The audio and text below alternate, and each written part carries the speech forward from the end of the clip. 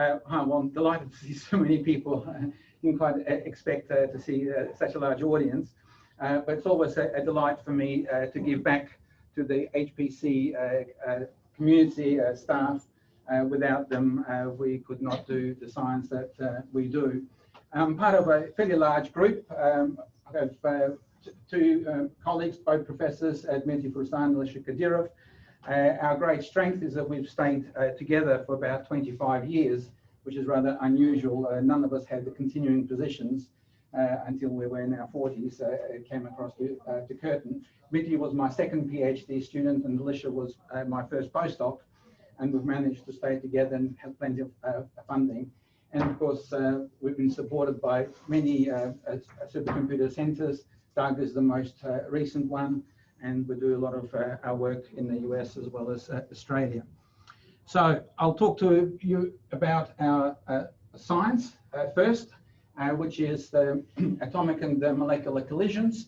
We calculate these things, so just address as to what they are. I'll introduce some terminology or some words from my field that you may not feel so comfortable with. I'll introduce them first and then I'll try to explain them via some animations. So collisions on the atomic scale go on all around us in this room. We have collisions between nitrogen molecules, oxygen molecules. And of course, this is particularly important. Without those collisions, the temperature here would plummet to minus 273 degrees and we would not be here. So these go on in huge numbers all over the place. So perhaps it wouldn't be so surprising there's a huge number of applications for them. The good thing is that they're difficult to calculate. In physics, if something is difficult, that means I always tell students, good. That means you will take this on and others will run away. So why is it difficult? First of all, governed by the laws of quantum mechanics. The fundamental difference between classical physics and quantum physics is that classical physics is deterministic. You calculate something to predict exactly what happens afterwards. Quantum physics can be described with one word: it's probabilistic.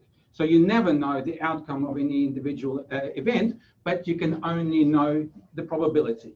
In other words, it's like throwing dice. If you have an unbiased die, it's six-sided. You know the probability of each side is exactly 1 in 6. But you don't know the outcome until you toss it and you observe. So Einstein, to his death, refused to believe that this quantum physics was the last word. We have not had a better one since that time. So it still works incredibly well. So we calculate probabilities, not trajectories or outcomes.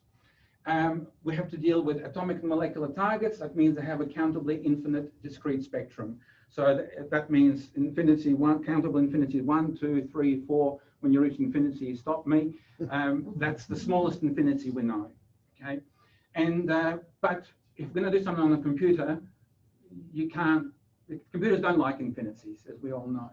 Right? So you have to have mathematical techniques for managing such things. You also have an uncountably infinite target continuum. When you ionize a target, the electrons can go out as long as they conserve energy, but they can take any real value you like. So there are more real numbers between 0 and 1 than there are integers. That's a more serious infinity. Right? Then it turns out that charged particles interact out to infinite distances.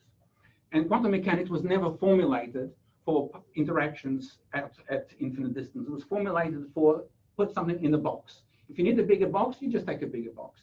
The problem is, if something goes out to infinity, you have to know how to take that box out to infinity. And so our mathematical work of about 10 years ago that put quantum collision theory on a rigorous mathematical foundation. And it can be multi-centered for proton or positron collisions.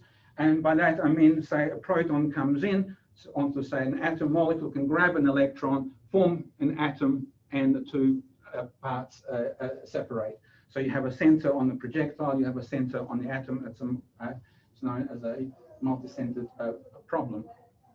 Now, to show that with some animations, and this will probably not work immediately because it's going to be looking exceedingly small on my screen, but that works, yes. Okay, so this is an animation of a hydrogen atom.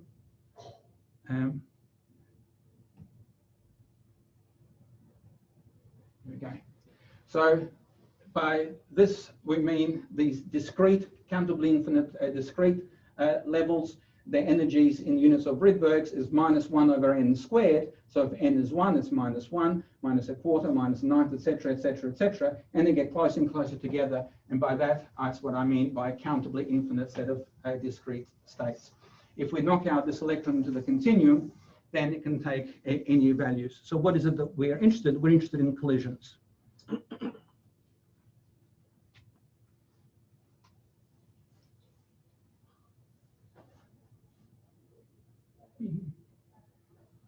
Only glasses. This projector has made things exceedingly small.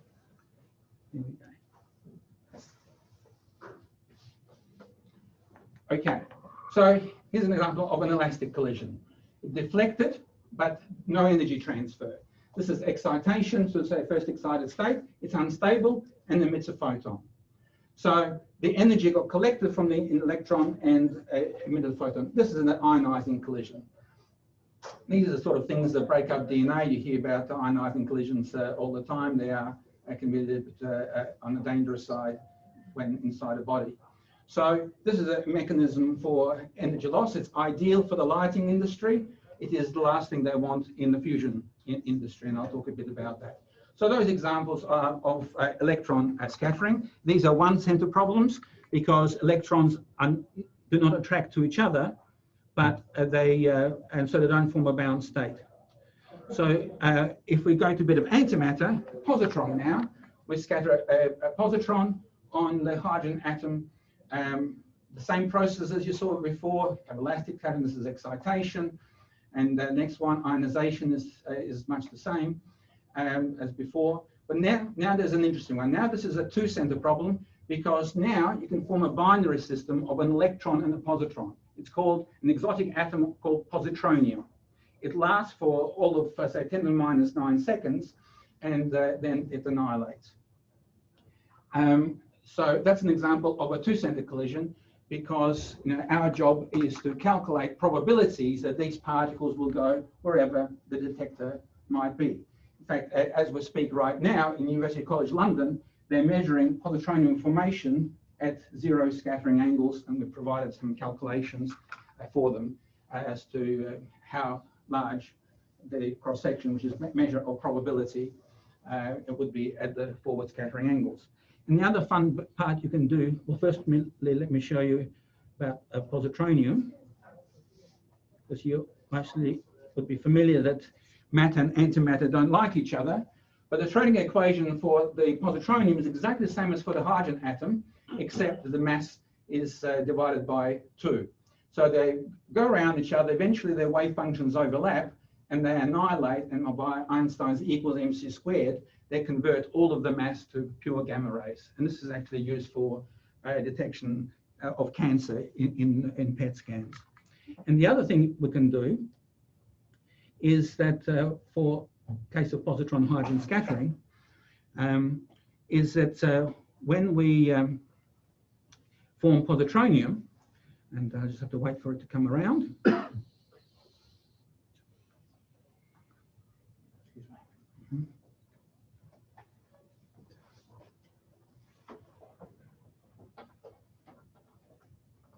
Right, now we can actually time reverse this. Here's the positronium. Now at CERN, as we speak, there's a big race to create as many anti-hydrogen atoms as possible. And I'll explain why that is in a moment. But our job is to calculate that if you start with positronium, and this is an antiproton, then what is the probability of forming anti-hydrogen atom? So all I have to do on this animation is time reverse, and the same calculation as positron atomic hydrogen, we have positronium come in onto an atom and then form the atom onto a proton or antiproton. So those are examples of our collisions. Find where the other. Okay.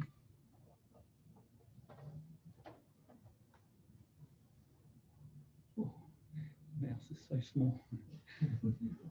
Okay, we're back. So, in the early 1990s, we developed a method called the conversion close coupling method. I think almost every high-performance computing center has heard of us because they've been annoyed by me in trying to explain what it is that we do. And its great strength is it's about all energies, so that means the energies of the projectile and for all collision processes. So elastic scattering, excitation, ionization, all of those things. We've written this year, sort of would have been a celebration if it wasn't for COVID. 500 publications, over 200 co-authors, 13,000 citations, and lots of nice funding from the ARC. So, next part is how is it that we calculate such things? So, the key thing in quantum physics is we are interested in wave functions, right? The wave function describes all of the particles involved in the system, and we start off with a wave function which we expand using some known target states phi n. And the equation that we solve looks like this. This here is called the transition probability amplitude. That's what the T stands for. It starts, if you start with a projectile in state Ki, incident on target in state phi I, the operator T acts on it, you get a state and final state and projectile in the final state. You take the absolute value of that and square it, and that gives you the physical cross-section or probability. And it's calculated, it's defined as this. There's your total wave function. This is the V is the interaction of all of the particles involved. And this equation is what we end up solving. This formalism was given a Nobel Prize to Lippmann and Schwinger. It was originally used in nuclear physics and high energy physics, but then my colleagues before I came along as a postdoc applied it in atomic and molecular physics for long-range potentials. And it looks quite involved. You have what you want on the left-hand side. It also appears on the right-hand side. So you need to find some quadratures for your integrations over the K. You've got the summations. You have to calculate the matrix elements. But it can be rewritten as T equals to some V matrix.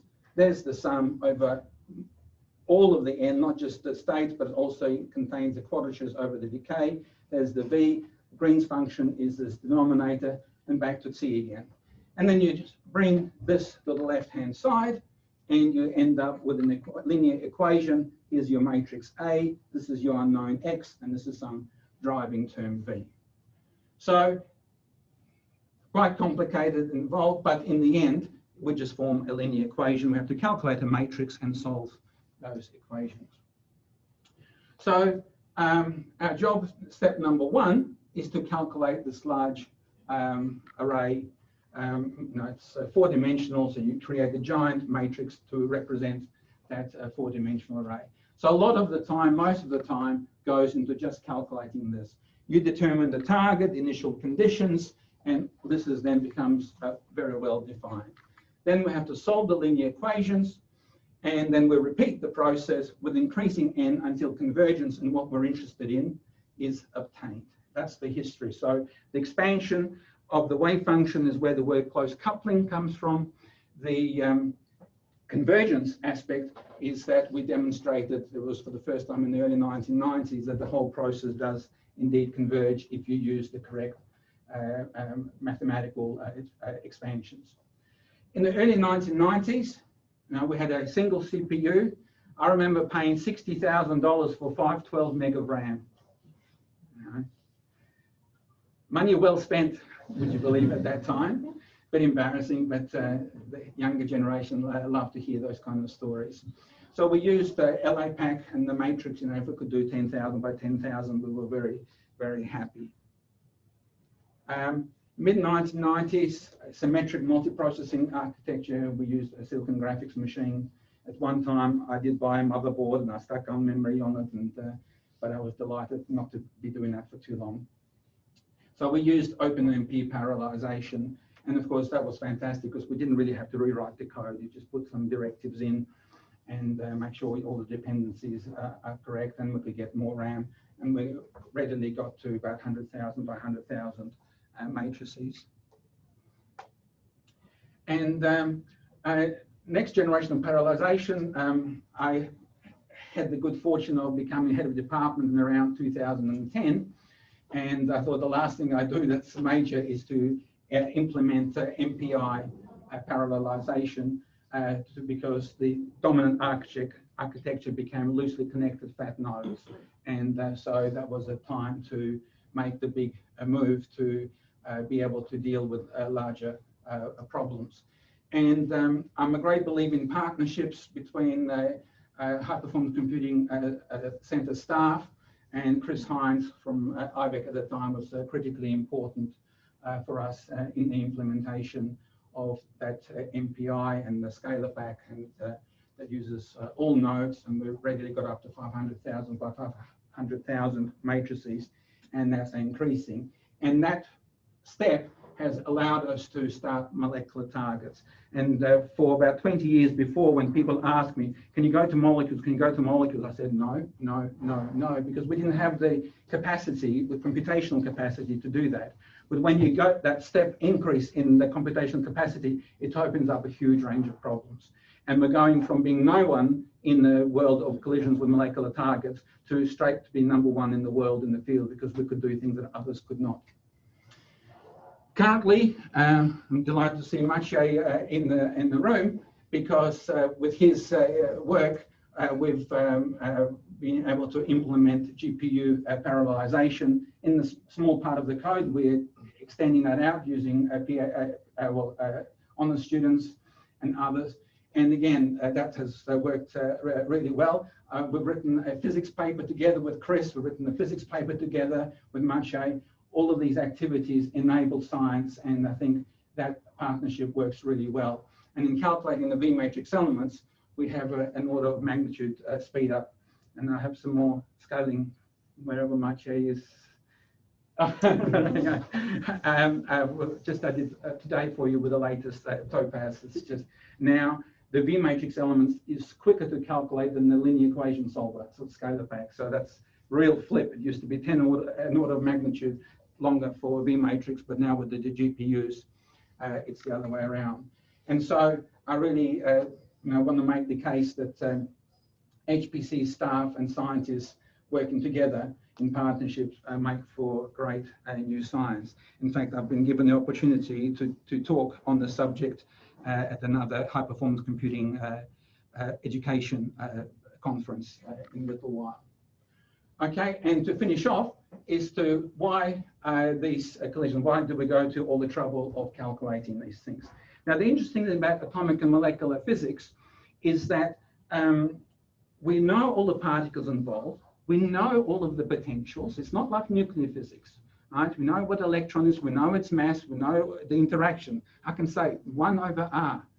For a physicist, whoa, how lovely is that? You know exactly analytically what it is. So the complexity comes from the many-body problem. You know, like human beings, what are we? A bunch of protons, neutrons, energy put together in enough place in the right order, and you get life itself. So this is a case of knowing all of the interactions, but identifying problems that are useful for other scientists and industry. And I'm also delighted to see Barry in the audience, because Barry was one of the original designers of this beast. Probably 70s, 80s, one of them? No, doesn't matter. Right. And this is progressing beautifully now. Just to get its size is a person. This is not Barry, but... No, it's a real full-size person. Yes. So this is an incredible machine. I've seen the latest photographs, and many parts of it sort of being built up, but it's about 1/3 there, I guess. And so this is the biggest scientific project on the planet. It's around the $30 billion mark. And its goal is to replicate the core of the sun and create abundant, clean energy for humanity with just seawater as fuel. Right? And will it work? Well, definitely, maybe. It is called International Thermonuclear Experimental Reactor, the emphasis on experimental. Its goal is to generate 10 times more energy than what you put in for roughly about 4 minutes. And if they do achieve that, then that's a fantastic win. And I mean, this is very expensive. It's full of robotics because we want to understand all of the physics inside and all the diagnostics.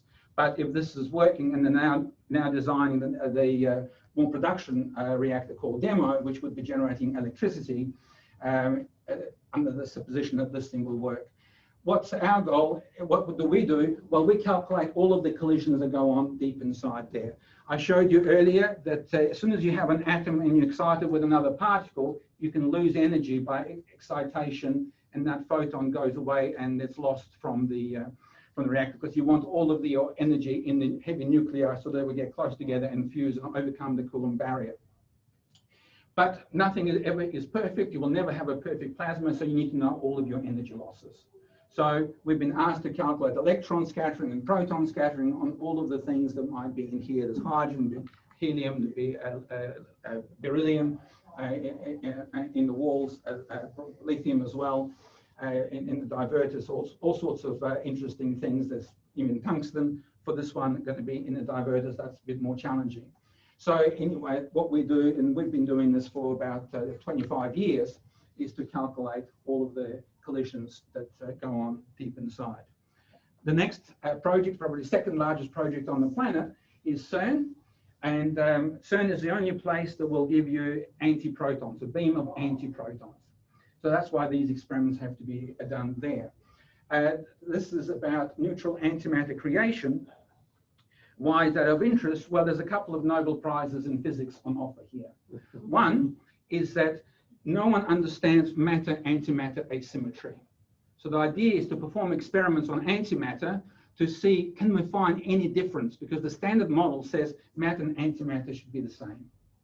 So my colleagues are trying to make anti-hydrogen atoms and then measure the spectroscopic factors such as the energy difference between the ground state and the first excited state. Now, I can tell you that in a paper they published in Nature a year or so ago, this energy difference in ordinary atomic hydrogen is known to 15 significant figures. Can you imagine measuring something so accurately?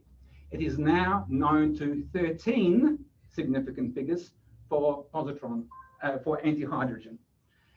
Those first 13 are the same as the 15 of anti-hydrogen, so they want to push this a little bit further. If one Nobel, so they want to do this to find out a reason for the asymmetry in the universe. If that Nobel Prize is not enough, another one would be whoever unifies gravity and quantum mechanics. So for those of you who watched Big Bang Theory, Sheldon's project was string theory, which was trying to unify gravity and quantum mechanics. But even he gave up. Mind you, he got a Nobel Prize on the last show for super asymmetry, which was delightfully funny because there's such a thing as supersymmetry, but not certainly super asymmetry. But anyway. And so because there is no unification between quantum physics and gravity, we don't know how antimatter, which is described by quantum physics, will react under gravity. So if you create a beam of hydrogen atoms, anti-hydrogen atoms, and let them go, what will happen? You have to do the experiment. There's no physics that tells you what will happen. So they have to make enough anti-hydrogen to create a beam to do experiments. So the idea here, you come in with a positron. This creates positronium converter. So you create a small number of positronium, not like at the 1% level. You'd lose 99%. You make some positronium. You come in quickly with a laser. You excite them to a high excited state. Further apart, they're going to live longer and more loosely bound. Positronium then comes in. You have to do this at CERN because they will give you an anti-proton trap, and you try to cool it down, make it very, very cold, come in with excited positronium, and then hopefully you will form a beam of anti-hydrogen atoms. And where we come in is we calculate the probability of excited positronium interacting with an anti-proton to maximize and tell them what maximum numbers, maximum cross sections to generate as many anti-hydrogen atoms as possible. Astrophysics, a lot of our work has application in astrophysics. So here's an example. Okay, find my play this animation. Let's see if that works for us. So here's some solar wind. This was made by NASA, this particular animation. Solar wind, oxygen ion, fully stripped oxygen ion comes across, helium atom minding its own business, but it's so highly charged, it strips one of the electrons from there, goes to an excited state by velocity matching, and then emits an X-ray photon. So NASA has spent billions of dollars starting with Chandra, looking for X-rays out in space, because from those X-rays, you can work out what was the projectile and what was the target from the full range of those particular X-rays. This is, of course, ideal. This is what telescopes can do. They can just look at photons. That's it. They can count them. They can resolve their energies. And but if that contains the information, what was the target and what was the projectile, it's exceedingly useful. In fact, that's how they found water in the tails of comets. And the whole evolution idea of where water has come from on Earth has been changed as a consequence. So our job is to calculate those collisions. We have a heavy projectile coming in, and this is a charge transfer process. So you can think of this like a positron almost. It grabs one of the electrons, forms, now this is oxygen 5+, but it's the same sort of chemistry as if that was a positron. Okay.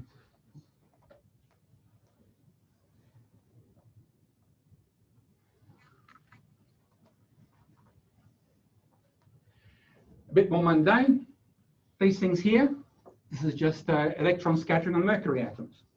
So all the fluorescent lamps, a lot of them would have used our calculations because we have the world's best theory for electron scattering on mercury atoms. We worked with Osram Sylvania many years ago now. They actually gave us real cash to calculate cross-section because from their point of view, they love that process of excitation. The more light you generate, the more energy you lose from the electron to the atom, the better, because that's a very efficient way of generating light. Now these days solid state lighting isn't, so these were, now before then incandescent lamps were around the sort of the 5% efficiency mark. These jumped to between 60 and 70, and the solid state lighting is more heading towards 70 and 80%. So that's a great advance, but that's just a simple application of collision physics. There's also applications in the medical area. This is, most people have heard of a PET scan. PET scan stands for positron emission tomography. So we know that there's a huge asymmetry of antimatter to matter, but the little antimatter we have, we can use to detect cancer. That's pretty impressive. How does it work?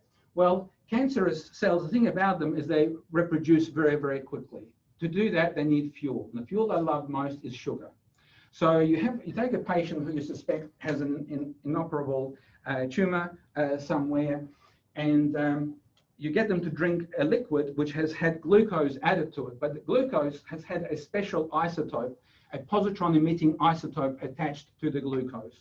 So the patient drinks it, goes through the body, and the cancerous cells preferentially absorb those sugars, and therefore you have preferential positron emission at the tumors. Now, unfortunately, those positron emissions are a result of a nuclear process. That means they're very energetic. So they then come out and they do through a whole lot of collisions before they slow down enough to grab an available electron, form positronium, then annihilate and create two gamma rays.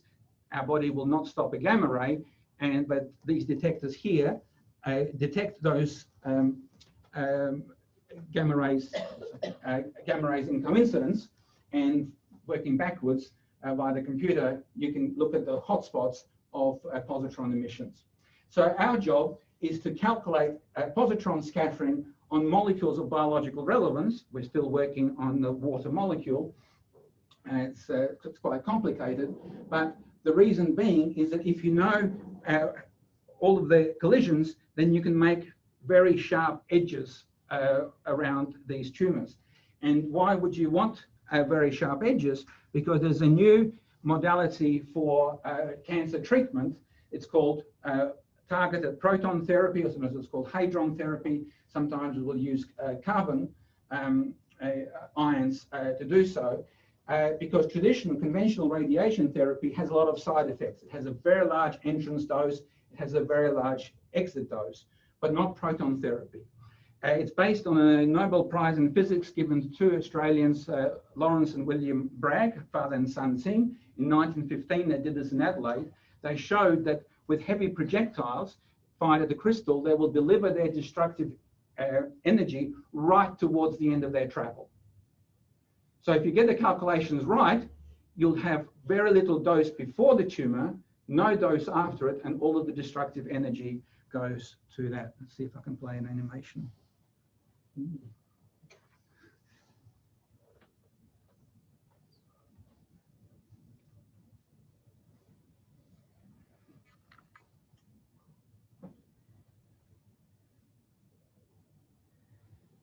There are now tens of thousands of children whose brain tumors have been cured by this. So this is a conventional X-ray therapy. Does a lot of damage before, does a lot of damage afterwards. Not good if the tumor is in the brain.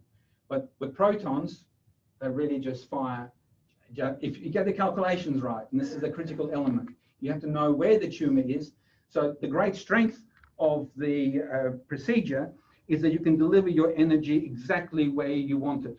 The great weakness of the procedure is you have to know where, right? With X-rays, it's just bombard the whole lot, right? And so our task then is similar to positron scattering on biological molecules of biological interest.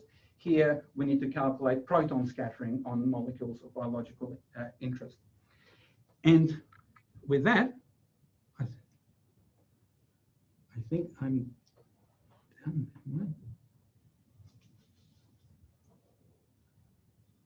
Yep. Thank you very much. We'll talk a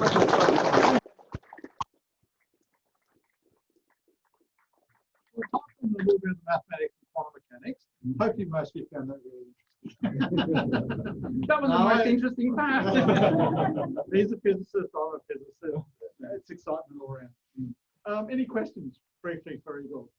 Just with that last one, how does the proton beam know where the target is, as in when to give up its energy? Yeah. So, I see. Okay. So the question is, basically the question is, why is it that it delivers its most destructive energy towards the end of its travel?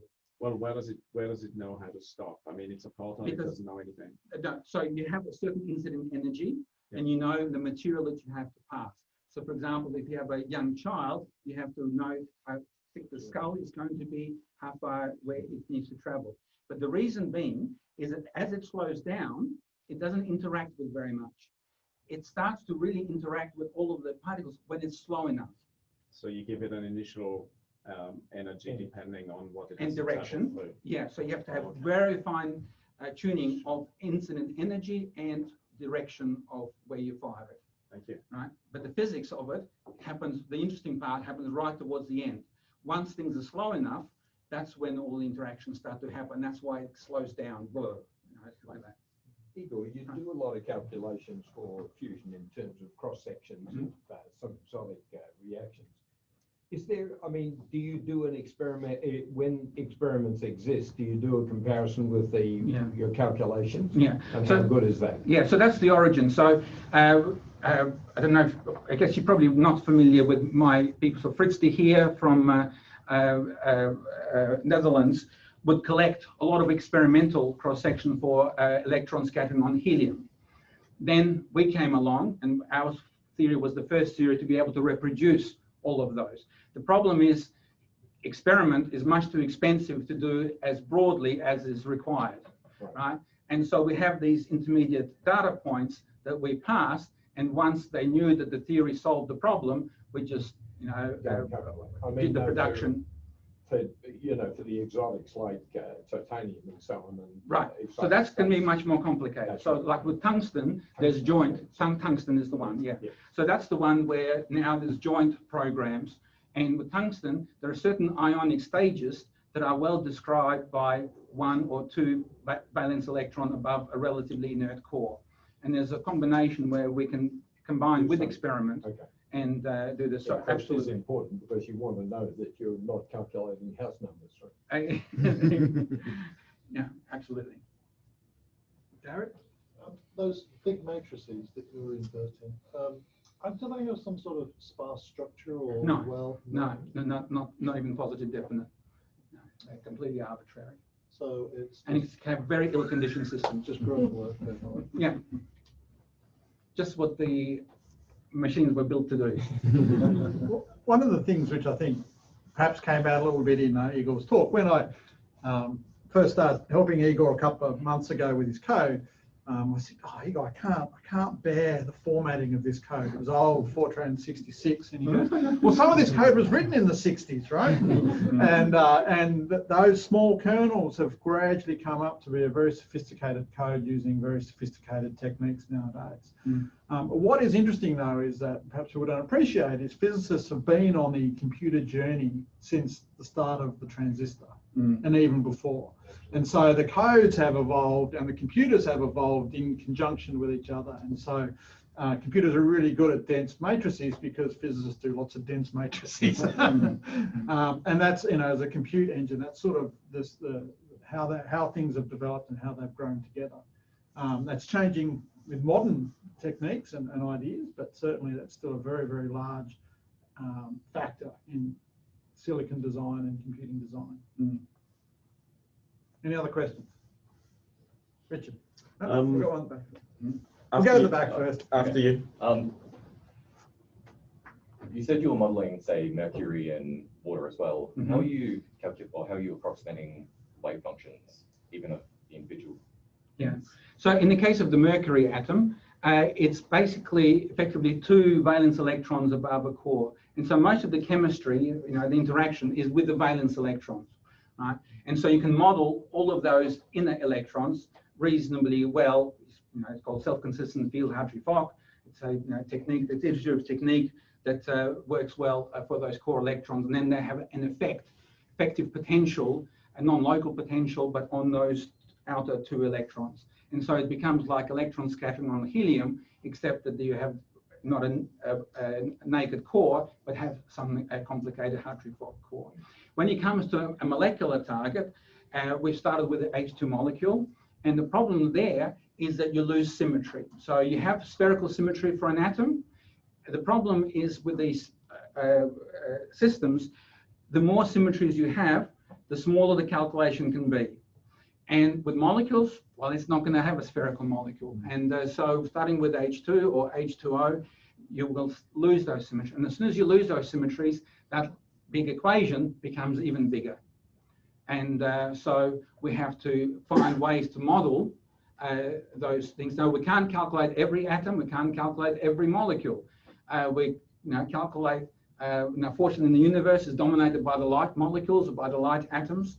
So we can do those. But it's a few body problem. If it starts to have becoming a many body problem, then slightly different techniques may be required.